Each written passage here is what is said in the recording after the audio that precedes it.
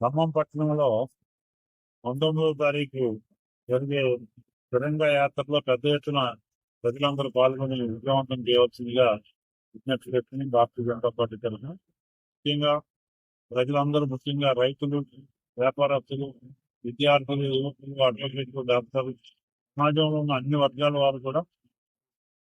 National security కేసులో Bharatiya Janata party దేశవ్యాప్తంగా కశ్మీర్ నుంచి కన్యాకుమారి వరకు అనేక తిరంగా ర్యాలీస్ చేస్తున్నాం. ఇది ముఖ్యంగా ఆపరేషన్ సింధూర్ లో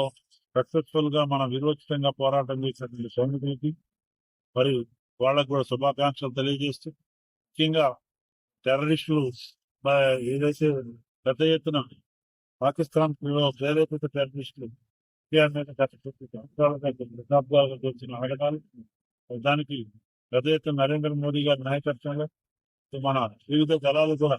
తమ శక్తి పాఠవాలని నిరూపించుకొని ప్రపంచం మొత్తం నిలబడిపోయేటట్టు చాలా బలమైనటువంటి శక్తివంతమైన భారత నిర్మాణం నరేంద్ర మోదీ గారి నాయకత్వంలో శుభాకాంక్షలు, అభినందనలు తెలియజేస్తూ, మరి సైనికులకి, భారత సైనికులకి వందనాలు తెలియజేస్తూ, నలుగురు టెర్రరిస్టు చేతిలో పేల్గాం దగ్గర అమాయకులు ప్రాణాలు కోల్పోయినటువంటి నేపథ్యం కాబట్టి భారతదేశం వైపు గన్నెత్తి చూడాలంటే భయపడే రీతిలో మన యొక్క సైనిక బలమైనటువంటి సైనిక శక్తి మన నిరూపించుకోవడం జరిగింది. ఈ సందర్భంగా అనేక దేవుళ్ళు, ఎవరి విశ్వాసంతో వాళ్ళ అన్ని మతాలు, అన్ని కులాలు కూడా భారతీయ తత్వంతో,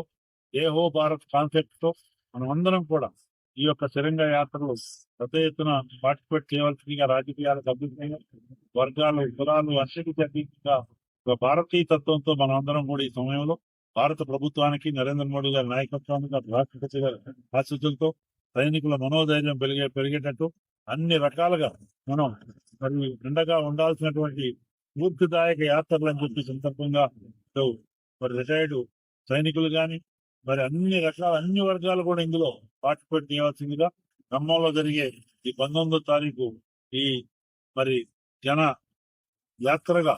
పీపుల్స్ యాత్రగా, ఈ తిరంగా యాత్రగా ఉంటుందని, ఆ రకంగా జాతీయ జెండాలు పట్టుకుని ప్రతి ఒక్కరు కూడా విజయవంతం చేయవలసిందిగా విజ్ఞప్తి చేస్తుంది.